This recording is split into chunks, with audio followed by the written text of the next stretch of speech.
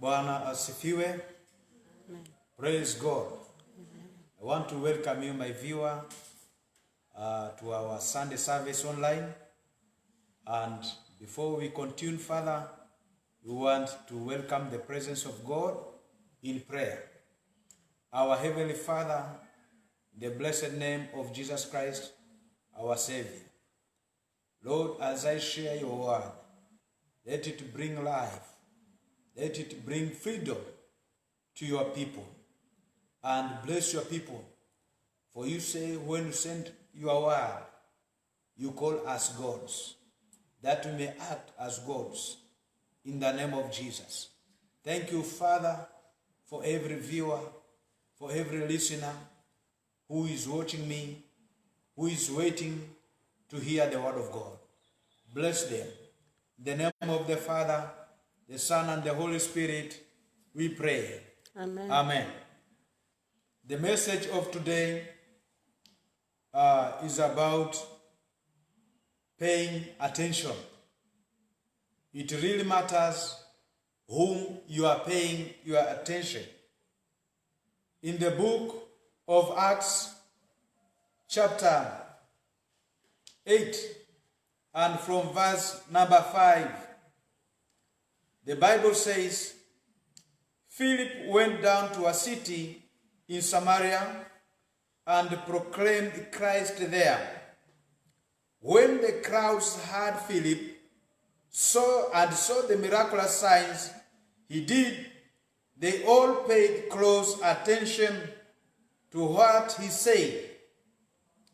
With shrieks, evil spirits came out of many, and many paralytics and cripples were healed. So there was great joy in the city. Verse number 9 says, Now for some time, a man named Simon had practiced sorcery in the city and amazed all the people of Samaria. He boasted that he was someone great, and all the people, both high and low, gave him their attention and exclaimed, This man is the divine power, known as the great power. These are two people we have just read. A man called Philip and a man called Simon. Philip was an ordained elder. When the church was being persecuted, he went, all the church was scattered, and Philip went down to a city called Samaria. A city is not a village. A city is greater than a town. And you know, in a town, there are industries, there are mega projects, there are senior people. That's where decisions are made. Unfortunately, that city had a powerful man, Simon the sorcerer.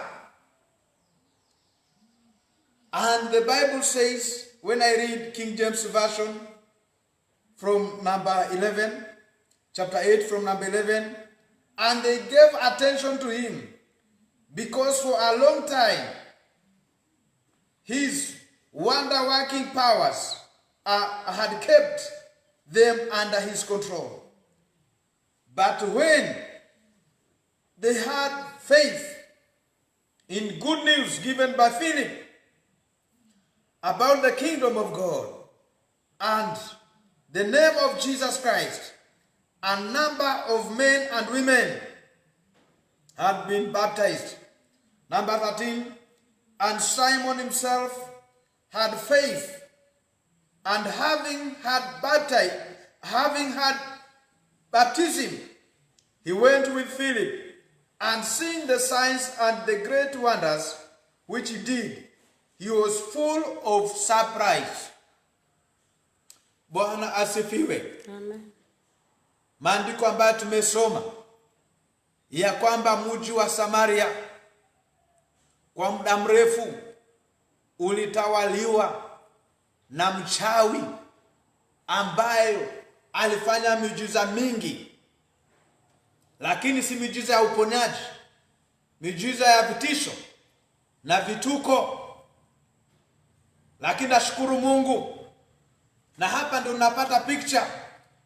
Wakati Filipo alipoingia Samaria, akaanza kuhubiri injili ya Bwana Yesu na ufalme wa Mungu, watu wakaanza kukombolewa.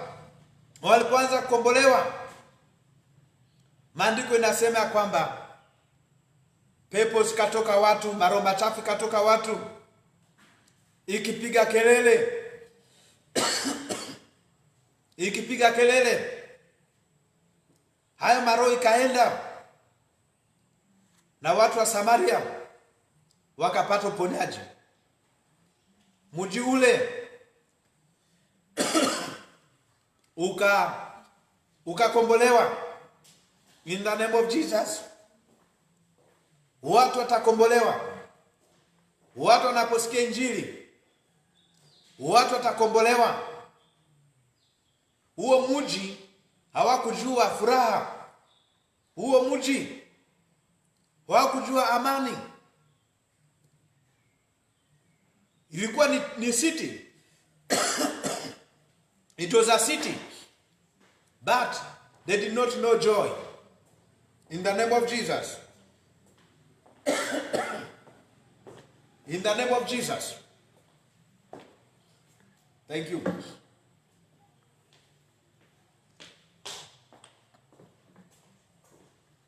Ya kwamba mji ule ukapata amani.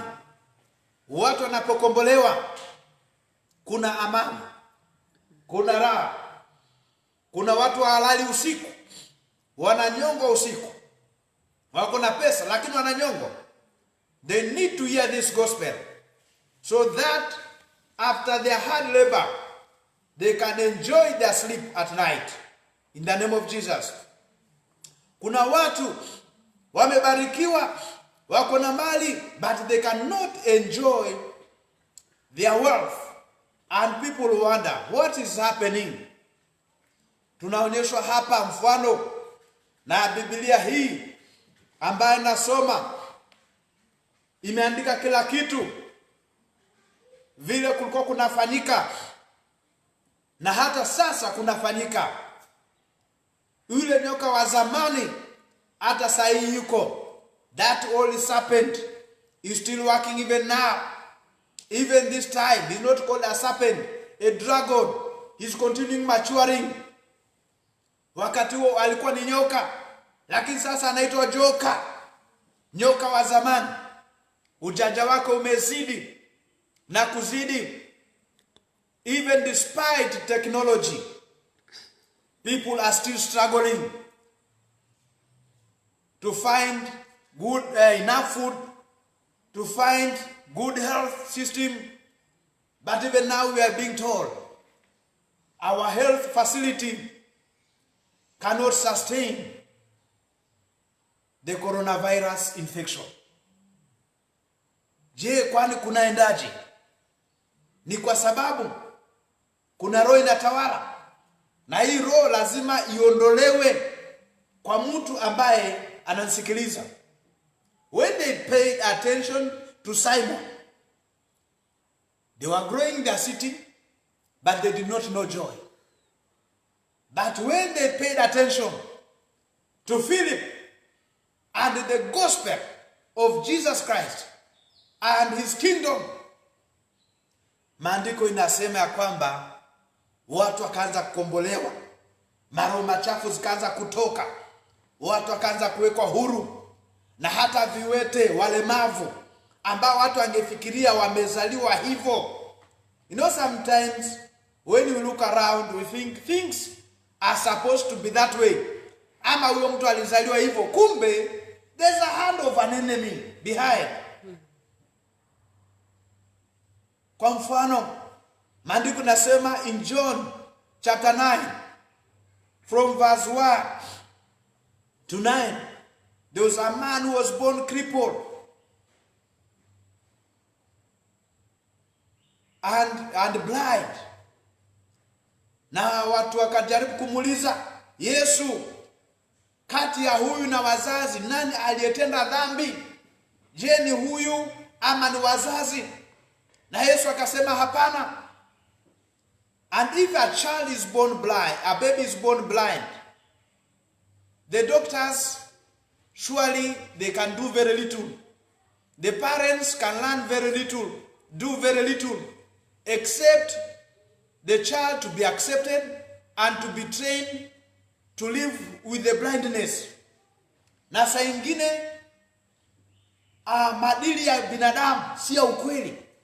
We need to look at the coin in all sides in Jesus name. Tusiangalie jambo kwa upande mmoja. Tuangalie hii kitu katika angle zote. Wakati huyu alizaliwa bila macho, wakati alipoona, wengine wakaanza kuleta ubishi, wakasema labda wamefanana. Na wewe Mungu anapokukomboa na akuweke huru, kama vile watu wa Samaria waliwekwa, saa ingine watakuwa nasema ni kufanana, mlifanana na yule alikuwa anateseka. Because I know God is going to lift somebody's life in the name of Jesus. Probably the parents were told when they received that child in John chapter 9, Mama, Daddy, accept. This is the condition of your child. Accept and move on. And many times we have been told, accept and move on. Tukatae mambo ya kuambia kubalini na muendelee. Hata ukiambiwa kubali na uendelee, enda uite Mungu. Naye Mungu anasema nini? Wewe hujakataa, hatujapingana na wasomi, hatujapingana na sayansi, lakini Mungu wetu ambaye ni mkuu kuliko hiyo sayansi anasemaje? And the child was made to see and to walk again. Na ndio tunaona hiyo story katika Samaria. Watu walikuwa walemavu, hawezi wakatembea vizuri, hawezi wakaona vizuri, wamefungwa, biashara haziendelei, wana mateso. But in the name of Jesus, as they heard the good news, the city started receiving deliverance. Nyumba zikaanza kupata ukombozi, watu wakakombolewa. Bwana asifiwe sana. Amen. Watu wakakombolewa, watu wakakuwa huru. Maandiko inazidi kuendelea kusema kuna mambo tumeyakubali as normals when it is not normal. For example, John chapter 2 verse 10, the master of ceremony asked the people who are serving the wine, how comes today you are doing things different? Tumezoea watu wakishalewa waanze kuletewa ile mvinyo hafifu, ile mvinyo ambayo haina makali. Imekuwaje mmeweza kuweka mvinyo ile mzuri hadi mwisho? Meaning the master of ceremony had accepted the culture. Refuse your culture, my brother. Refuse the culture, my brethren. You are watching me all over. In the name of Jesus. Kuna culture imekubali watu kufinyiliwa. Kuna culture imekubali ya kwamba huwezi kutoka kiwango hiki ukaenda kiwango kile. Today I come with the gospel of Christ, with the kingdom of God, that you are going to break that boundary. Amen. You are going to break that culture in the name of Jesus. Wengine wakisema hakuna jawabu, kwako kutapatikana suluhu kwa jina la Yesu Kristo. Na tena tuweze kujua wakati Mungu anapoachilia shida ikuje ama jambo likuje ambalo linatatiza watu, hawapati jawabu, ni Mungu anataka kubadilisha wakati. Is God who want to change season. And therefore, God is changing the season all around the globe. Amen. In the name of Jesus. Tunaona katika kitabu cha Daniel chapter 2. Wakati mfalme alipokuwa amelala akaona maono na akasahau, akaita wasomi wake ambao wakati ule walikuwa ni wachawi, walikuwa ni waganga, walikuwa ni wakutazama ramli, watu wakutazama nyota. Walipokuja na wakajaribu kuulizwa, jamani mniambie, what did I dream last night? Tell me. And the magicians tried to give excuse, wakisema hakuna mtu ashawahi kuuliza hilo jambo. And the king was furious. In the book of Daniel chapter 2 verse 9, Biblia inasema kwamba mmejua hali haitabadilika. The situation is not changing, for God changes time. And he's saying, you have conspired to be telling me lies, but now time has changed, that truth may come to light. You always claim to be wise men. Now tell me, and I will know certainly you are wise. But if not, surely I'll chop off your heads. Lakini ripoti ilipofikia Daniel, akaenda akaambia wenzake, verse 18, 19 there, Daniel chapter 2, verse 18, 19.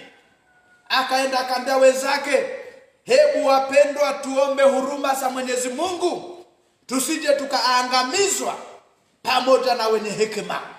Mtu ambaye ananisikiliza hata wakati wa corona, tuombe huruma kwa Mungu ili atuokoe, tusiangamizwe pamoja na wale wengine. In the name of Jesus.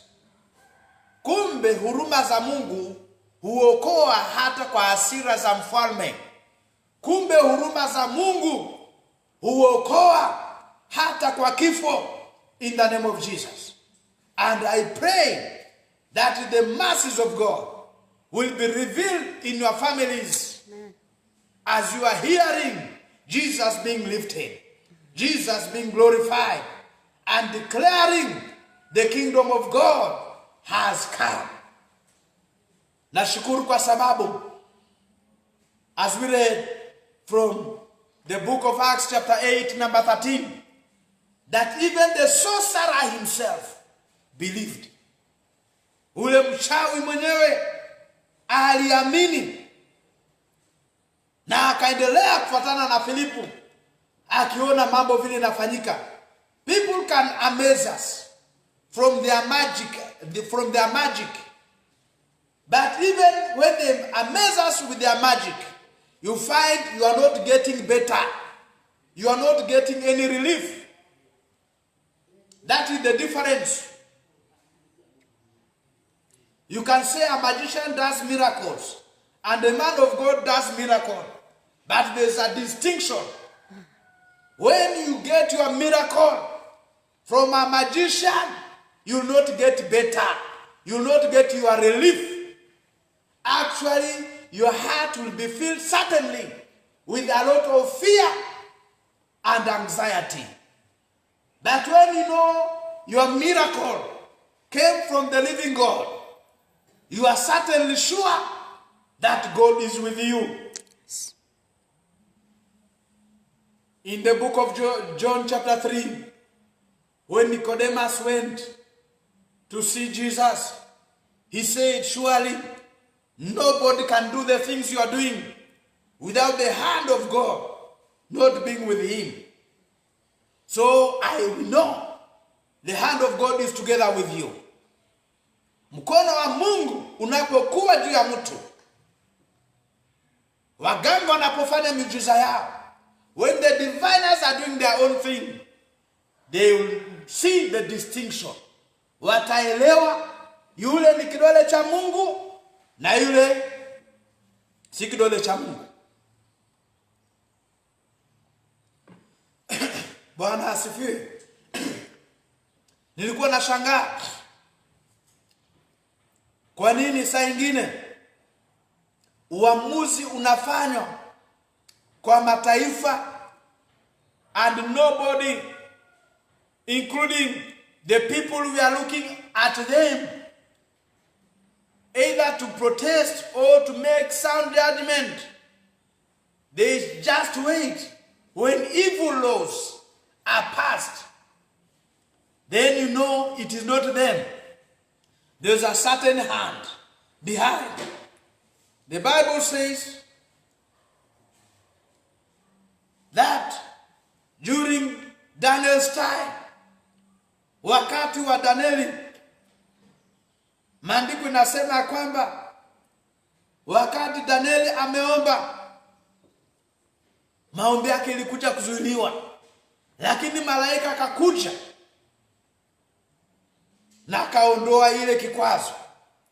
Daniel chapter 10 verse 12 and 13. The Bible says, maandiko inasema kwamba Daniel alipokuwa anaomba, na wakati alipokuwa anaomba, maandiko inasema kwamba kwa siku nyingi amemlilia Bwana, na Mungu asikia maombi yake siku ya kwanza, lakini kukakuwa kuna pepo ilikuwa inamzuia.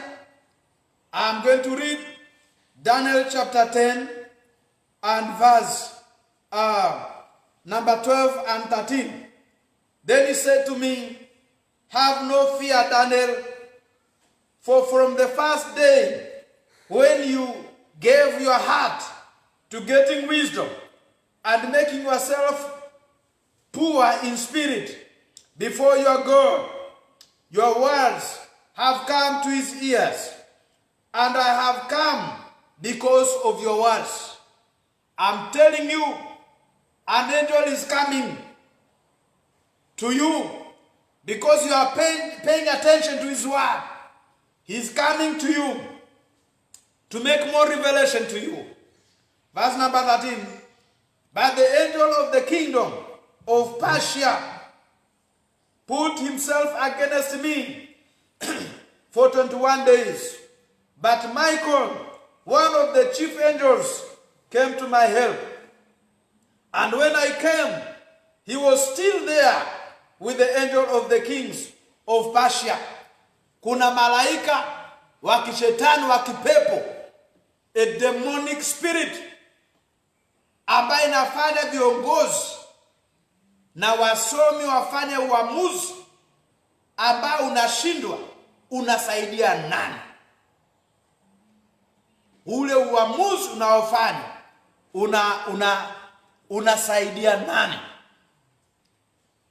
Ndio unashangaa mfalme atengeneze dhahabu, kazi ya mikono yake, aanze kuita Mungu. Inawezekanaje? A right thinking man, a right thinking fellow, how can he make a metal? How can he make a piece of wood? Na asifikirie mimi ndio nilikuwa naunda macho, mimi ndio nilikuwa naunda mikono, alafu sasa nende ninamie. Unakumbuka kuna wakati mfalme aliposema watu wanaposikia kila aina ya muziki, kila aina ya sauti, watasujudia hii sanamu. Na watu wasomi na wasiosoma, wote wakubwa kwa wadogo, walisujudu ile sanamu, isipokuwa watu ambao walikombolewa kwa mawazo na kwa akili, wakasema hata mfalme, hata kama hatujaona hiyo Mungu wetu na macho, hata ukitutupa kwenye moto na tuangamie, it is okay, ni sawa. Lakini hii sanamu yako, kazi ya mikono, hatuwezi kuiabudu. Ni kama mtoto, hata akiwa profesa, awe president, awe mfalme, hawezi kuwa mkubwa kuliko mzazi. Bwana asifiwe sana. So ndio ulimzaa, he can never be greater. Labda blessing, kwa sababu na hata akipata blessing wewe umembariki. Bwana asifiwe sana. Hata akikuwa nani wewe umembariki. You always remain the top. Kwa hivyo sanamu haiwezi kuwa chochote. But you see, people were worshiping idols. Why? There was a sorcerer. Why? There was a demonic angel controlling. Actually, this demon was called also another prince. Ama ilikuwa ni mfalme mwingine. Ukiona watu wanapinga injili, wakijificha chini ya katiba, kupinga injili, kupinga makanisa, there's a certain power behind. And if the church cannot rise up and see the hand of the enemy, your joy will be taken away. Your happiness will be taken away. But I pray in Jesus' name, wherever this voice is cutting across, your joy will not be taken away. In the name of Jesus. Maandiko inasema in the book of Acts, chapter 13, from verse number 1. Lakini sitasoma zote. Maandiko inasema ya kwamba katika kijiji fulani pia kuna, wacha nifungue Acts chapter 13. Paulo akiwa anahubiri injili, tukianzia aya ya 6. Acts chapter 13 from number 6. And when they had gone through all the island to Paphos, there came across a certain wonder worker and false prophet, a Jew whose name was Bar-Jesus. Imagine Bar-Jesus. Inakaa Ba-Yesu. Yani wamekaribiana na Yesu na anafanya muujiza, lakini ni mchawi. Na hawa wachawi ndio wanaleta confusion. Maandiko nasema, who was with the ruler Sergius Paulus, an able man. This man sent for Barnabas and Saul, desiring to have knowledge of the word of God. But Elymas, the wonder worker, for that is the sense of his name, put himself against them with the purpose of turning the ruler from the faith. Ukiona wakubwa wanaambiwa achana na kusikiza wahubiri, wachana kusikiza yule pastor, mostly that man who is telling the rulers like that is a witch. Na anajifanya yeye ni mshauri mkubwa, kumbe ni mchawi. Na tuna wakubwa wetu wengi ambao wanapenda Mungu. Hata rais wetu anapenda Mungu sana. But I wonder the advisors. Praise God. Tuendelee. But Saul, whose other name is Paul, being full of the Holy Spirit, looking hard at him said, O you who are full of false tricks and evil ways, a son of the evil one, hating all righteousness, will you forever be turning people from the right way of the Lord?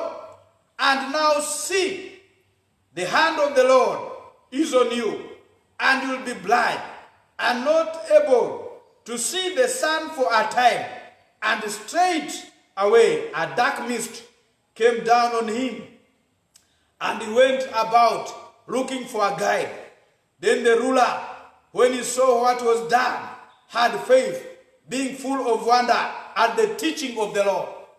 I pray in Jesus' name, if there is any sorcerer trying to turn away people from the faith, may the hand of God be heavy upon him now, in the name of Jesus. Kama kuna mchawi, muganga ambaye anajaribu kuzuia watu wasikimbie kwa Yesu, wasiende kwa wokovu, wasiponywe, yeye anakaa kwa mlango kupinga watu wasiende kuponywa, may the hand of God be heavy on that family, in the name of Jesus. Kwa sababu Bwana anataka watu wakombolewe. Nashukuru huyu mchawi Simon, yeye alikuwa tofauti. Hakupinga Filipu Watu ambao hawapingi injili ya Kristo, Mungu anakuanga na huruma na wao. They may be evil, they may be wicked, but they don't oppose men of God. And when I mean men of God, including women who serve God with their pure heart, Mungu atawarehemu. Na ndio unasikia Simon akakubali injili, akakubali kuacha majina makubwa. Kuna wachawa na majina makubwa.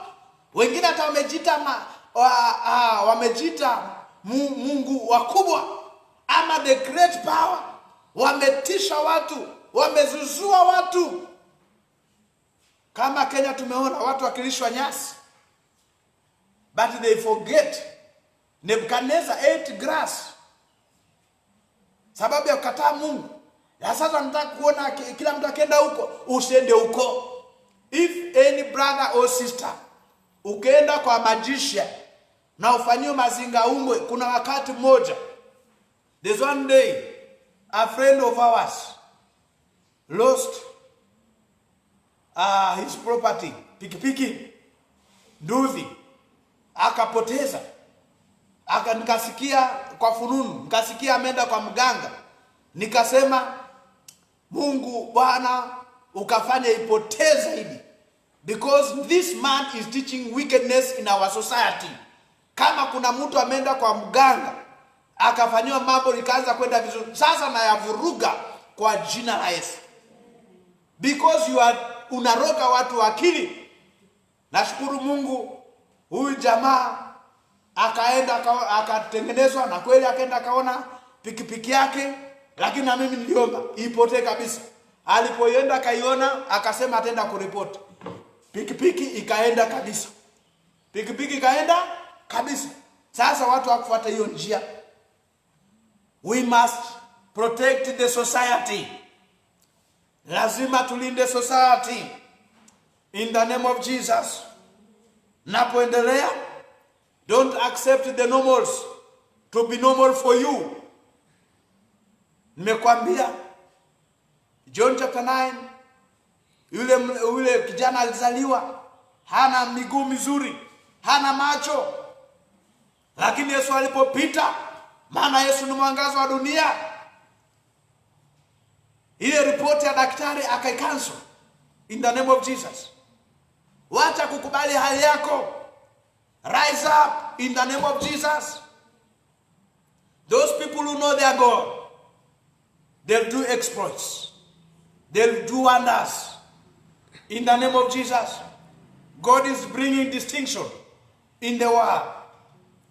In Exodus 11, maandiko inasema ya kwamba kuna wakati kifo kilikuwa kimetembelea Egypt. Death decided to visit Egypt. Hata sahii kifo kimetembelea dunia mzima. Na maandiko inasema hivi,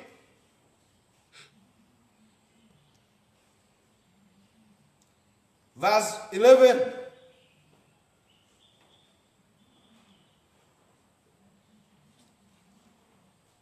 ambayo ikasema kwamba na nitaweka, Exodus chapter 11, Mungu akasema kwamba nitaleta utofautisho, na hii tofautisho itakuwa ya kwamba katika kambi ya Israeli hata mbwa hata bweka. Around verse 7 there and 8. In the name of Jesus. Hata mbwa haitabweka. Na mtajua mimi ndio Mungu ambao huleta tofauti. I pray God to bring distinction between Kenya and the rest of the world. Between Kenya and the rest of the world. Because Kenya is a praying nation. Are people who fear God. They are people who love God. In the name of Jesus. Nitasoma hiyo mustari ambayo inasema,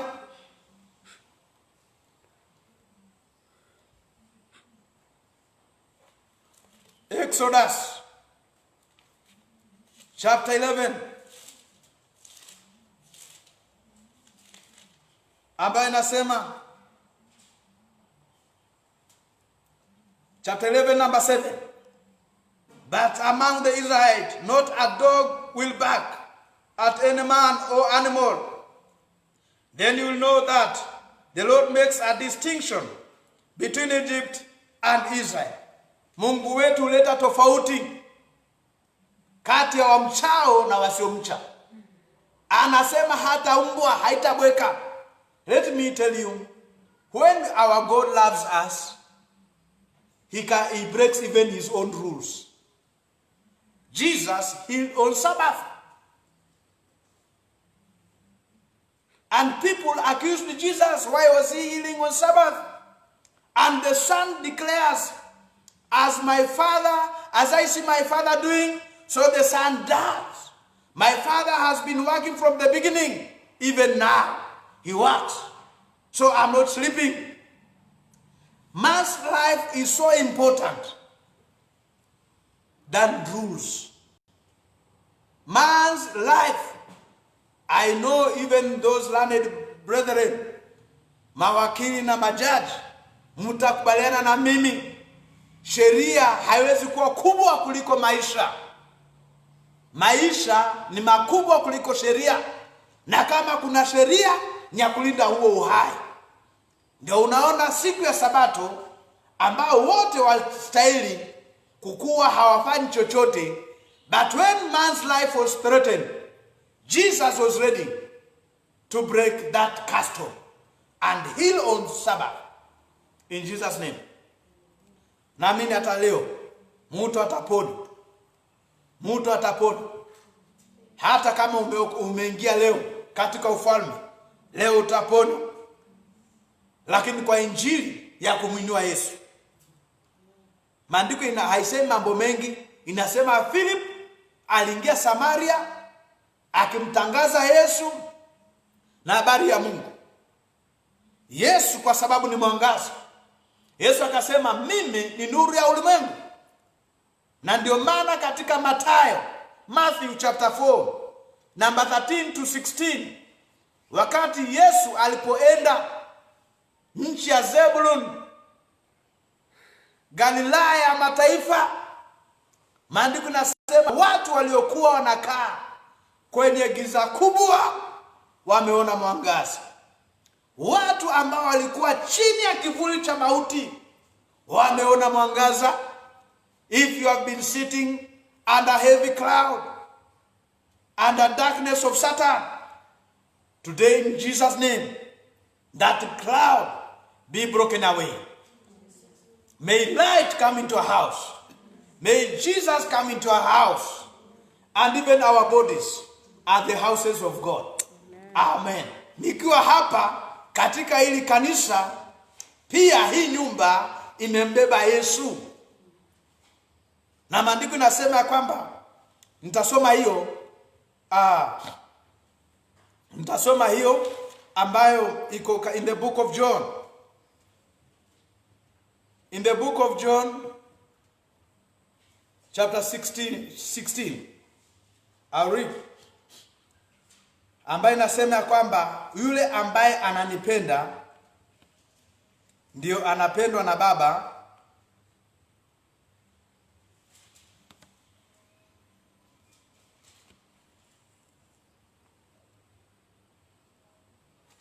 Chapter 14, John 14.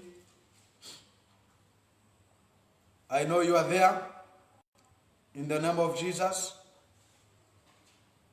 Nasema John chapter 14, number 23. Jesus said to him in answer, if anyone has love for me, he will keep my words, and will be dear to my Father. And we will come to him and make our living place with him. Bwana asifiwe. Wakati unampenda Yesu, wakati umempenda na kupenda hili neno la Mungu, and I'm winding the message from there, that when you invite Christ and you love his word to dwell richly in you. This is Jesus' promise, that also God will love you, and God will come and dwell inside you, and Jesus will come and dwell in you, and the Holy Spirit will come and make his dwelling with you. Now which power can shake you? None. Bwana Yesu. Ikiwa Mungu atakuja akue ndani yako, Yesu aje akue ndani yako, Roho Mtakatifu aje akae ndani yako, ni roho gani hiyo itakushinda? Ni magonjwa gani hayo yatakulemea? Ni nguvu gani hizo zitakulemea? Bwana asifiwe sana. You are more than a conqueror. You are more than a winner. Deliverance is sure. Maana Biblia inasema kwamba giza na mwangaza haziwezi kuwa pamoja. Kwa hivyo kama kuna roho ya mauti ilikuwa inakaa ndani yako polepole, na Mungu amekuja, itatoroka kwa jina la Yesu. Kama kuna roho ya ujinga ilikuwa inakaa ndani yako, itatoroka. And it is your moment to rise up. And I know the men and women of God are rising up in the name of Jesus. You are rising up. There's no more fear again. Hakutakuwa na hofu. Si kwa sababu unapuza. There's a difference between kupuza. Watu wa kupuza mambo, gharama yao ni kubwa, hasara yao ni kubwa. Mimi sisemi watu wapuze, hapana. Lakini mtu ambaye amejaa Mungu, mtu ambaye amejaa Roho wa Bwana, huyo mtu hamtacheza na yeye. Iwe ni kwa biashara, atakuwa mbali. Iwe ni kwa masomo, atakuwa mbali. Iwe ni kwa kuongoza, atakuwa mbali. Kwa sababu Mungu wake ndio anamuongoza. Na ndio maana Daniel akasema, wamjuao Mungu. Sasa hiyo ni kumjua. Unaweza kujua mtu na akae mbali na wewe, lakini huyo anakaa na wewe. Ndio wakati Balaam alipoenda kujaribu kuroga wana wa Israeli, Mungu akasema ya kwamba nani anaweza kuchokoza wana wa Israeli? Na Mungu wao ako pamoja nao. Nani anaweza kuwachokoza? In the name of Jesus. Kama kuna mtu ambaye amekuwa akikuchokoza, wacha aone Mungu Baba ndani yako, aone Mungu Mwana ndani yako, aone Roho Mtakatifu ndani yako, na utakuta anainua mikono akisarenda kwa jina la Yesu Kristo. Wanaweza kukusema majina, lakini Mungu awakanye in the name of Jesus. Bwana asifiwe. Maandiko inasema ya kwamba Mungu hukemea wafalme kwa niaba ya watoto yake. Yes, they are kings. We are not ignorant of that. There are people who can do us harm, but God rebukes them. Kuna wakati Laban alikuwa anafuata Jacob kwa sababu aliona miungu yake imeenda, na akasema nitamfanya huyu kijana vibaya. But at night God spoke to him, stop your madness. That is my prophet. Do him no harm. Speak no good or bad. Leave him alone. I'll handle the case myself. Bwana asifiwe sana. If there's any child of God threatened somewhere, may those who are threatening you be rebuked of God. In the name of Jesus, our case is only handled by God. Mungu awabariki kwa kunisikiliza paka hapa. Lakini kama vile watu wa Samaria, maana topic ilikuwa ni nani unayemsikiliza? Whom are you paying attention to? Wakati walipokuwa wanasikiliza mchawi, walikuwa wamejazwa na mapepo hivi. Si ndio maandiko yamesema from verse 9? As they paid attention to a magician, to a sorcerer, their lives, although they were in the city, but they were worse than somebody staying in the village. Mnashika hivyo? Ingawaje walikuwa mijini, ingawaje mambo yao tarajiwa yakuwe makubwa, lakini maana walikuwa wanasikiliza mchawi, wanasikiliza mganga, maisha yao ilikuwa mbaya kuliko mtu anakaa mashambani. But when they changed again, and they decided to listen to a man of God, their lives again started blossoming.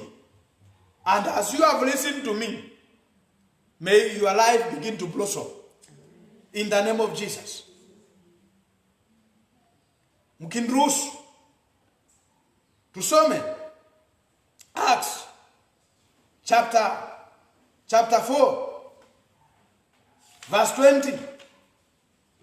Acts chapter 4 verse 20 ama from verse 19. Wakati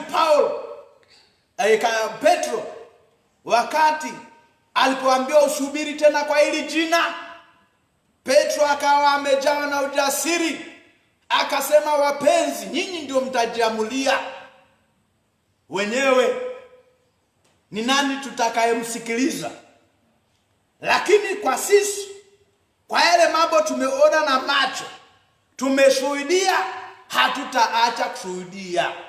Mimi kama Mwanyota Mwatika, Reverend, I will not stop declaring about Christ and the good news of the kingdom. Na wewe ndugu yangu uamue whom will you be paying attention. Utasikiliza tu watu wanaogopa kusema ukweli? Tuseme ukweli. Hata wakati ukifika wakura, sijui ni 2022, Mungu akitufikisha, don't vote anybody whom we know he does not fear God. Chagua mtu ambayo hata kuwa nasikiza sauti za wachawi. Vijiji zitainuka. Tumepiga kura muda mrefu, and we are still the same people. We are still suffering. Why? Some cases do not need rocket science, because we have been choosing people who are using another spirit. Sasa tuchague watu ambao wako na roho wa Mungu. Mahali uliko, nataka tuombe pamoja. Na sasa uanze kusikiliza vile watu wa Mungu wanavyosema bila kuogopa. Na jameni, mbona tuogope mtu? Tuogope tu Mwenyezi Mungu. Baba, kwa jina la Yesu Kristo, nakushukuru sababu ule mtazamaji tumeandamana na yeye mpaka mwisho. Vile ameamua kukufuata na kufuata Yesu Kristo na neno lake, na kuacha miungu yote, na kuacha uchawi na uganga, Mungu kawabariki. Na wale tayari wanakuandama, wanakufuata, Mungu kawabariki. Na tunanena kukakuwe na raha, kukakuwe na furaha,